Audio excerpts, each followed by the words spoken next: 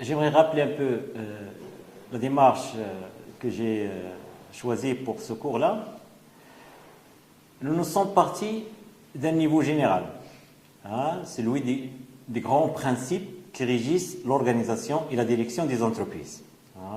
Depuis leurs fondateurs, Taylor, Fayol, Ford, etc., qui sont les principales fondations de l'organisation de l'entreprise, et que j'ai essayé de mettre en rapport avec l'évolution du contexte général, jusqu'aux nouvelles tendances post-tayloriennes, l'école des relations humaines, etc.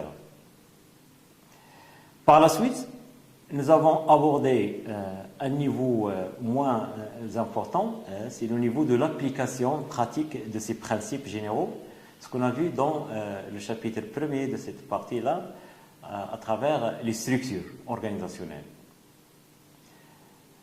Mais il s'agit maintenant de voir un peu en détail l'organisation. C'est comme si on va zoomer un peu sur les composants de cette organisation. Il s'agit de voir les fonctions de l'entreprise. Mais avant, essayons tout d'abord de définir qu'est-ce qu'une fonction. Qu'est-ce qu'une fonction? Tel qu'il est défini par Fayol, une fonction regroupe des tâches interdépendantes ayant le même objectif. Par exemple, la fonction technique, elle regroupe des tâches qui ont pour objectif la production, la transformation, etc. La fonction commerciale, quant à elle, regroupe des tâches qui ont pour objectif l'achat des matières premières, stockage des matières premières, vente, etc. La fonction financière, elle regroupe des tâches qui ont pour objectif la recherche et la gestion des capitaux, la gestion du BFR, la gestion de la trésorerie, etc. Donc ce sont des tâches qui contribuent au même objectif. La fonction sécurité, par exemple, chère à Fayol, regroupe des tâches qui ont pour objectif la protection des biens, la protection des personnes. La fonction comptable regroupe les tâches qui ont pour objectif l'établissement des documents comptables, le calcul du coût. La fonction administrative, en dernier lieu, regroupe des tâches qui ont pour objectif la direction, la prévision, la planification, la coordination, l'animation, le contrôle.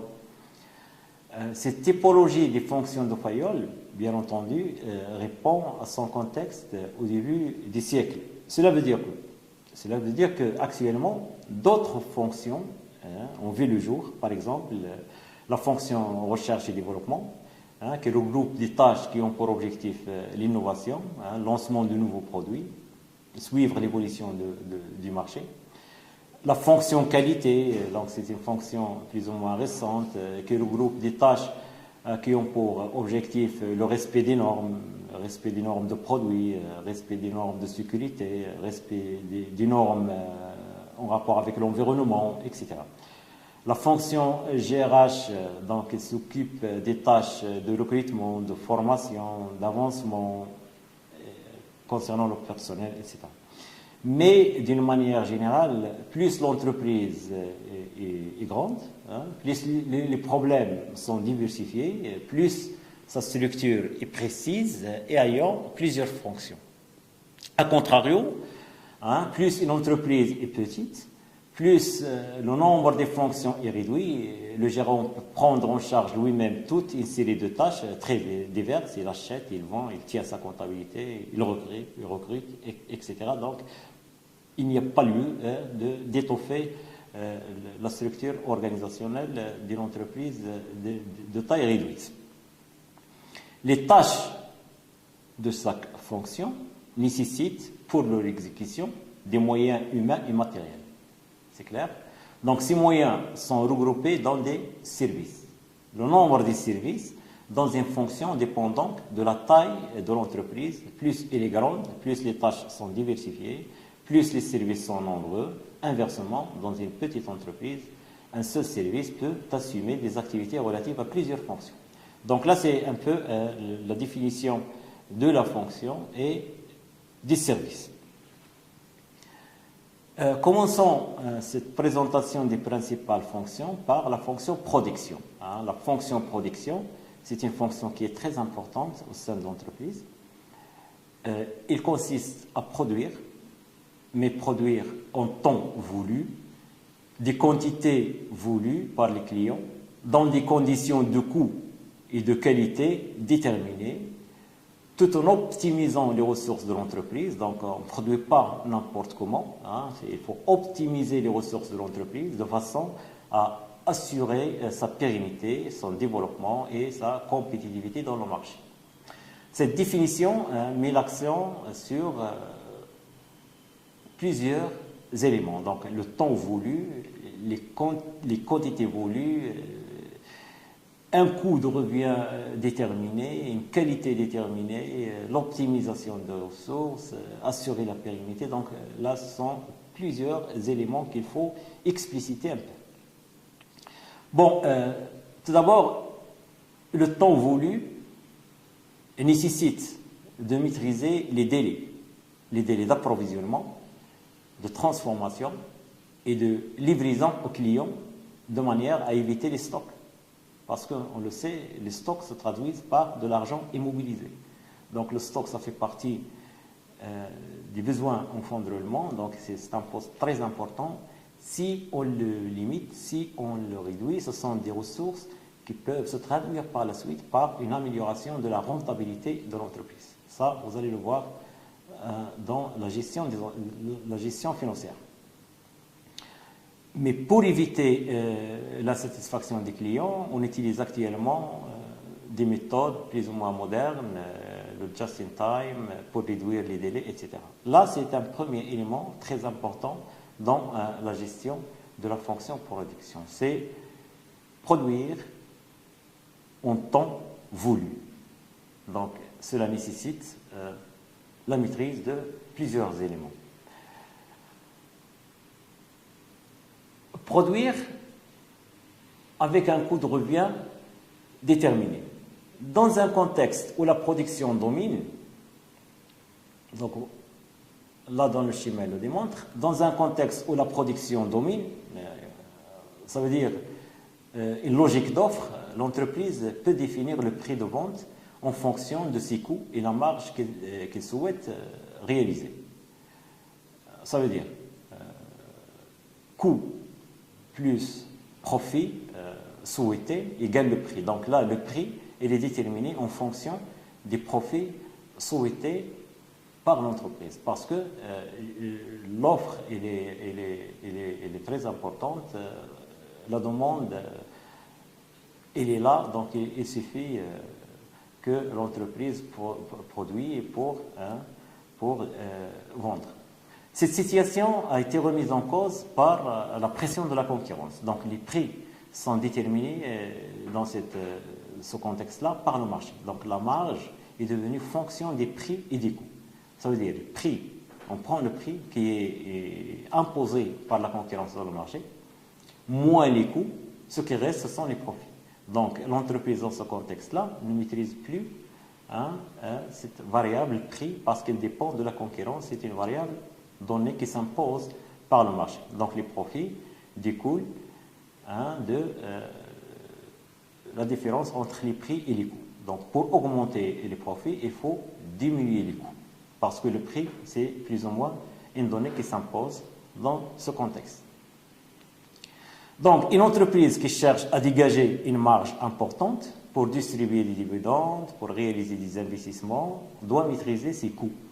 Donc les coûts sont devenus donc une fonction du prix et des profits espérés. Je prends les prix, moins les profits, égale les coûts. Donc là, ce sont des coûts déterminés. Si je veux augmenter mes profits, il faut diminuer les coûts. Donc, je détermine des coûts et j'impose à la production de réduire les charges jusqu'au niveau des coûts déterminés. Il y a aussi un autre élément important signalé dans la définition de la fonction production, c'est la qualité déterminée. Bon, la qualité, là aussi, c'est un élément très important. elle peut être envisagée sous deux aspects. Premier aspect, c'est la qualité de la conception des produits. Donc celle-ci est fixée, on va le voir, par le bureau d'études, sur la base de la perception et des attentes des clients. Donc il y a des études à faire au niveau des clients pour voir un peu quelles sont les attentes, qu'est-ce qu'ils attendent au niveau de la qualité des produits. On appelle ça la qualité de la conception. On revient à l'entreprise pour réaliser cette qualité. On parle alors là d'un autre niveau, c'est la qualité de réalisation des produits. Donc celle-ci dépend de la qualité des processus et des contrôles. Donc les processus de production et le contrôle réalisé au sein de l'entreprise sont les deux éléments qui déterminent un peu la réalisation de la qualité voulue. La non-maîtrise de ces deux niveaux de la qualité de la conception et la réalisation, entraîne des coûts de la non-qualité qui se traduisent par une insatisfaction des clients. Vous avez là le schéma de la chaîne de la qualité dans la fonction de production. Donc, il y a des intrants, qualité des intrants, perception des clients, information. Il y a le processus de réalisation de cette qualité. Donc là, ce sont les procédures, les matières, les machines, les sous-traitants. C'est une partie de ce produit est réalisé en dehors de l'entreprise. Tout ça nous donne un résultat. C'est une qualité offerte, ce qu'on va offrir au marché, et on va attendre l'impact à travers la perception des clients de cette qualité qui lui est proposée. Donc là, sa qualité perçue, le client va faire un peu la différence entre ses attentes et le produit ou le niveau de qualité entre ses mains. Là aussi, c'est un élément très important à gérer au niveau de la production. Quatrième élément évoqué dans la définition de la fonction production, il s'agit de l'optimisation des ressources. Donc il faut produire tout en essayant d'optimiser les ressources dont dispose l'entreprise. Obtenir le meilleur rendement possible par l'élimination des temps improductifs, les mauvaises utilisations des ressources, toutes les ressources, machines, temps, matières, etc. À ce niveau-là, la fonction de production doit surveiller deux indicateurs. Le rendement du travail, calculé par la quantité produite sur l'effectif employé.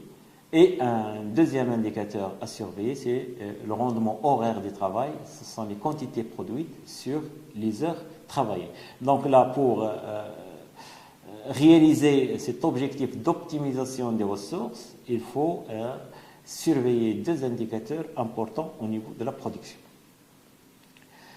Cinquième élément évoqué dans l'introduction, dans la définition de la fonction production, c'est la pérennité, assurer la pérennité de l'entreprise. Donc, dans un contexte économique très compétitif, la durabilité ou la survie de l'entreprise est devenue quelque part un objectif prioritaire.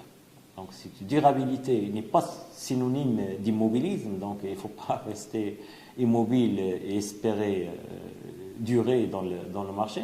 L'entreprise doit innover, doit changer en permanence pour rester vivante, pour rester viable sur le marché. Là aussi, ça rentre dans le domaine de la gestion de production. Aussi, il y a un objectif de développement.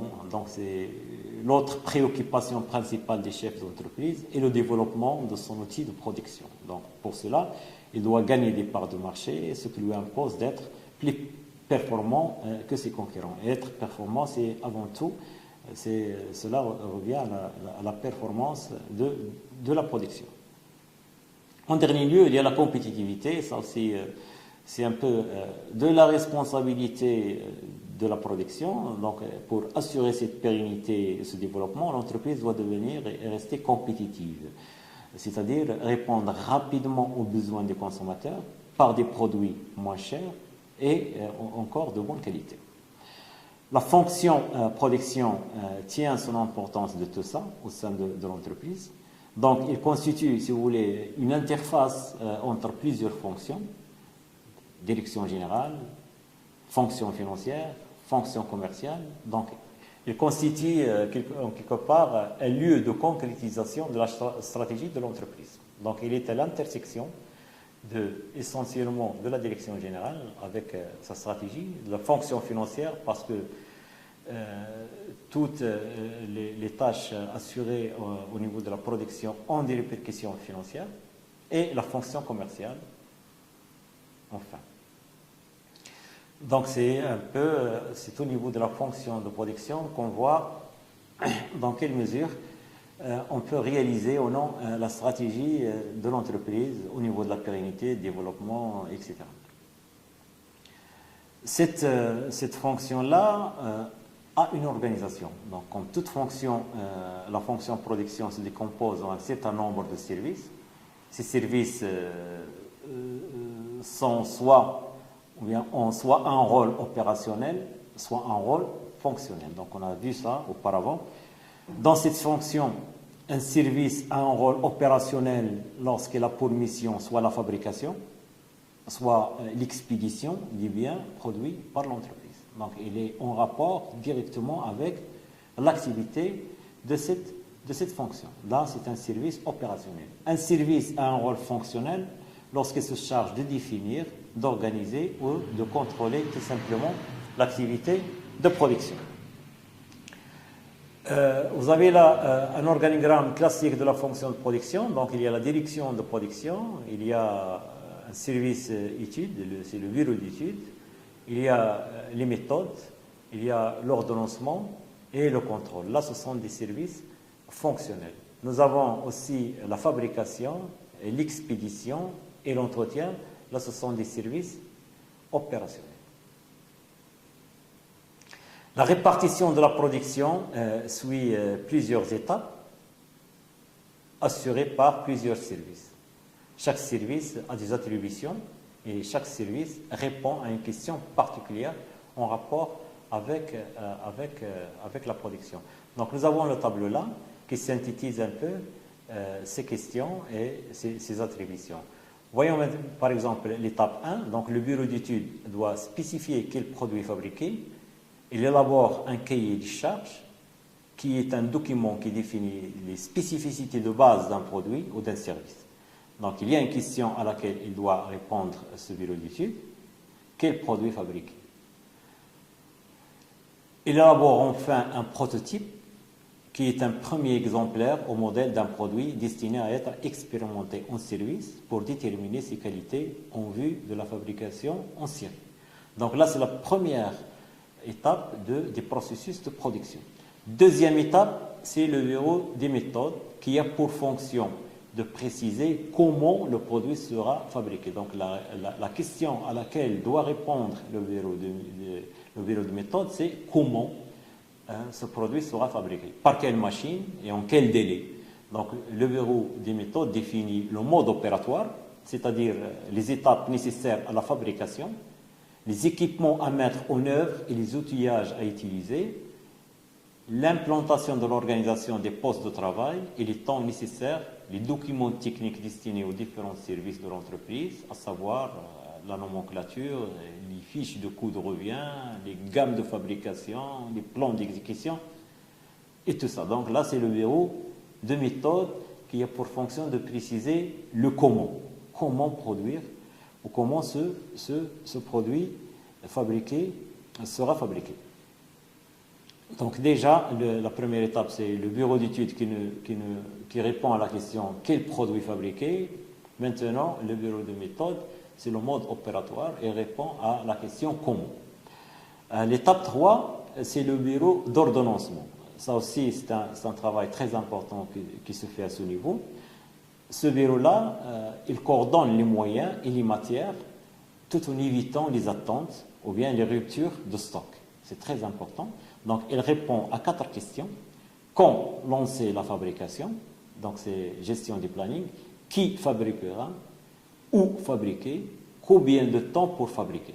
Là, c'est le bureau d'ordonnancement qui coordonne un peu les tâches, les différentes tâches, pour que le processus de production ne soit pas en rupture ou bien qu'il n'y ait pas des attentes. Et on a vu auparavant que ces attentes et ces ruptures ont des répercussions sur la performance générale de la production.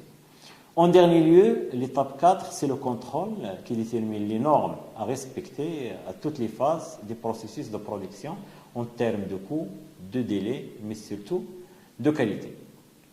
Donc là, ce tableau il schématise un peu les 4 étapes, les questions posées et les attributions de chacune de ces étapes et de chacun de ces services. Maintenant, un autre point sur la gestion de la production. Donc on a vu l'importance de la production, on a vu les différentes phases des processus de production. Maintenant, la gestion de la production, il consiste simplement à assurer de façon optimale la combinaison des facteurs de production qui sont mis à la disposition de l'entreprise pour réaliser les objectifs fixés en termes de qualité, en termes de quantité, de délai et de coût. Donc la gestion de la production occupe une place très importante au sein de l'entreprise. Là, le schéma il montre un peu la place de cette gestion de production et en rapport avec le commercial, la direction générale, les études, méthodes, la fabrication, la maintenance, le magasin, la qualité, la comptabilité, le contrôle de gestion, l'informatique, personnel, les approvisionnements, l'achat, etc. Donc, il est vraiment au centre de la gestion de l'entreprise. S'il n'y a pas une bonne production, il n'y aura pas une bonne marge, donc il n'y aura pas une bonne profitabilité, il n'y aura pas de recrutement, ça se répercute sur toute la chaîne au sein de l'entreprise. Donc, la raison d'être d'ailleurs d'une entreprise, c'est la production et c'est la réalisation d'un profit. Et de là, du coup, l'importance de la production dans l'organisation générale de l'entreprise. Le problème clé que doit résoudre la gestion de la production est celui de la concordance entre la production et les ventes en volume, en quantité, en qualité et en délai. Là, c'est un peu la question qui préoccupe les gestionnaires de la production. Donc, c'est cette concordance entre ces éléments-là. Cette gestion, évidemment, elle a connu une évolution très importante qui est due essentiellement au développement des moyens technologiques, tant pour les activités physiques de production, les machines-outils à commande numérique, les automates, etc., que pour les méthodes de conception et de pilotage. Donc, on parle de nouvelles méthodes de conception et de pilotage de la production. On va voir quelques exemples. Donc cette évolution, elle est due à 2 éléments. Il y a déjà ce développement des moyens technologiques, mais il y a aussi, ce qui est aussi très important, c'est la pression concurrentielle des entreprises japonaises qui ont mis le doigt sur les insuffisances de l'organisation taïloïenne, qui est encore très présente dans le reste du monde, pour ne pas éliminer nos pays. Cette gestion sera différente suivant le mode de production adopté et qui lui aussi dépend de plusieurs variables et de types de production. Donc il y a en bref 3 principaux modes de production. Donc il y a tout d'abord la production continue, c'est le processus de transformation des matières qui ne doit pas s'interrompre entre 2 postes de travail consécutifs, c'est-à-dire sans stockage intermédiaire. On parle de la production continue. Cette production, elle est présente chaque fois qu'il s'agit d'un volume important, et chaque fois qu'il y a une stabilité de la demande. Pensez par exemple à l'industrie de process, les raffineries de pétrole, les cimenteries, etc. Chaque fois qu'il y a la demande, il y a la stabilité de la demande, donc on entre dans la production continue sans interruption, sans stock intermédiaire. Il y a aussi un autre mode de production, c'est la production discrète ou bien la production discontinue. Donc chaque produit est réalisé et suivant un processus de production qui peut être fractionné pour permettre la reprise de produits semi-finis. Donc là, on n'est pas dans la production continue, il y a des produits semi-finis au milieu des processus de fabrication. Donc c'est une production qui est discontinue par rapport à une production continue. Il y a aussi un 3e mode de production, c'est la production en flux poussé ou en flux tiré. les flux poussés, on fabrique les produits à partir de prévisions de vente. Donc la production, elle est poussée par les ventes. Dans la production en flux tiré, on fabrique les produits pour remplacer les produits qui ont déjà été vendus. Bon, à côté de ça, il y a 6 types de production. Donc les types de production, il y a soit on produit par lot. Dans ce type de production, le même outil de production est utilisé pour fabriquer une grande variété de produits analogues, mais non identiques. Donc chaque chargement de lot de fabrication nécessite un nouveau réglage. Donc on parle de la production par lot. Soit on est dans la production unitaire. Donc le produit est fabriqué à l'unité. On est en des très petites séries conformément à un besoin spécifique. La réalisation de tels produits, par exemple, nécessite généralement beaucoup de main-d'œuvre, impliquant un cycle de production relativement long. Pensez par exemple à la construction d'un bâtiment, donc là c'est une production unitaire. La construction navale, la construction d'un bateau, c'est une production unitaire. Construction aéronautique, c'est une construction, c'est un style de production, c'est un type de production unitaire, etc. Donc ça nécessite la mobilisation de moyens très importants et de personnel très important.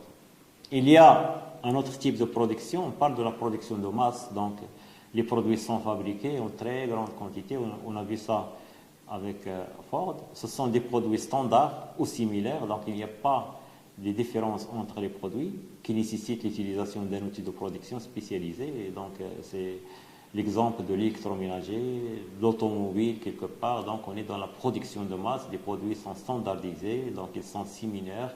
On utilise le même outil de production pour réaliser la production de masse. Il y a un dernier type, il y a un autre type de production, c'est la production à la commande. Là où on entre dans le cas d'un produit coûteux, des produits spéciaux ou bien des prototypes. Donc les prototypes, généralement, sont des produits qui sont produits à la commande. Donc le produit, la particularité de ce produit, qui n'est pas disponible au moment de la commande, et il nécessite un délai de réalisation. Donc, et le prix n'est pas standard et se négocie en même temps que les délais de commande. Exemple, un navire, un ouvrage d'art, par exemple. Là, c'est une production à la commande qui n'a pas de prix et qui n'est jamais disponible au moment de la commande, sauf exception. Il y a aussi la production pour stockage. Donc là, elle concerne des produits qui ne sont pas coûteux ou qui ont un usage général et qui sont fabriqués en grande quantité. Donc le produit est disponible immédiatement à la vente à un prix standard. La production est souvent une production de masse ou une production par lot. Exemple, l'électroménager, les téléviseurs. Donc on produit et on stocke et les prix sont standards.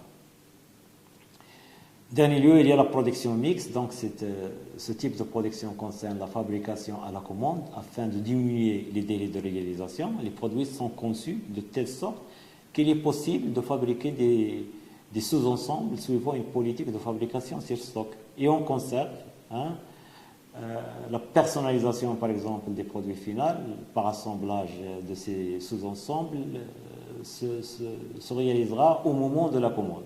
Donc il y a déjà une partie du travail qui a été faite, mais une fois la commande est là, on termine l'autre partie et on personnalise le produit. Donc on appelle ça une production mixte. Toutes les entreprises, par exemple, qui souhaitent améliorer leur performance vis-à-vis de leurs clients et réagir rapidement à la demande, tendent à choisir ce type de production. Pensez à ce qui se passe au niveau de la restauration. Donc on peut demander n'importe quel plat, il est déjà plus ou moins préparé, il suffit de quelques minutes pour que le client sera satisfait. Donc ce type de fabrication, il existe aussi dans la navigation de plaisance, par exemple. Donc il y a des produits qui sont, si vous voulez, semi-finis, mais une fois la commande est là, on personnalise le produit final. Actuellement, parmi les méthodes les plus performantes pour la gestion de la production, il y a le GESATAN. C'est la gestion de la production en flux tendu. ou bien le pilotage de la production par l'aval. Donc, c'est une méthode qui cherche un peu l'harmonisation de la production-vente et repose sur l'harmonisation de la production et la vente et qui repose sur l'anticipation de la demande. Donc, il faut planifier la demande, il faut faire des études pour voir un peu l'évolution de la demande et anticiper cette évolution, et qui repose aussi sur l'adaptation des méthodes de production. Donc là, on est vraiment juste.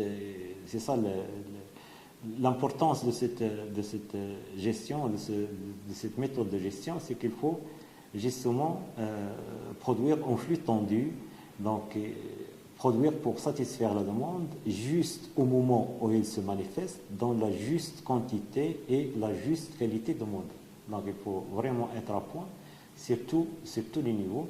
Ça a été mis en place par les Japonais, c'est là où l'industrie japonaise excelle, durant les années 70, avant de se diffuser par la suite dans les autres pays.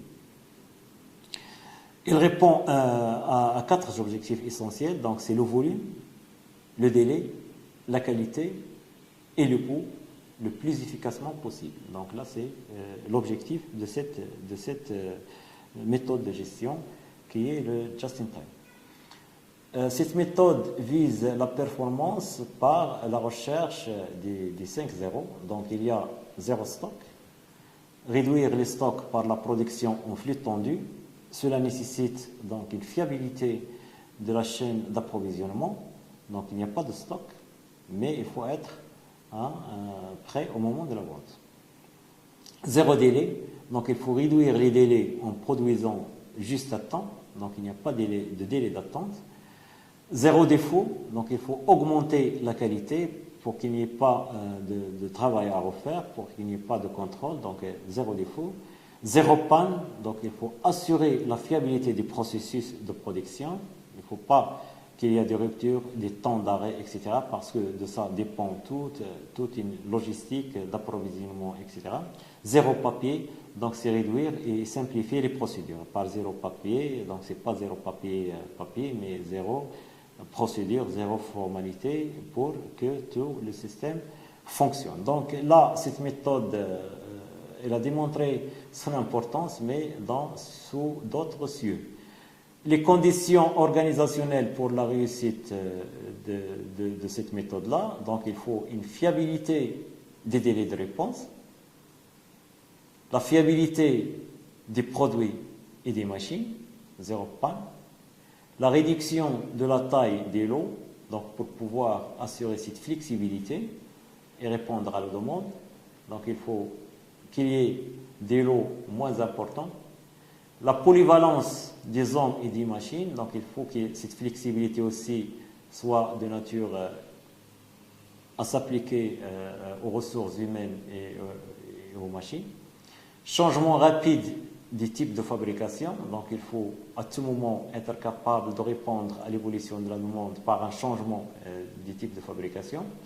Et enfin, un système d'information adapté pour déclencher la production. Donc là, c'est un exemple des méthodes modernes qui sont en vigueur dans le domaine de la gestion de production.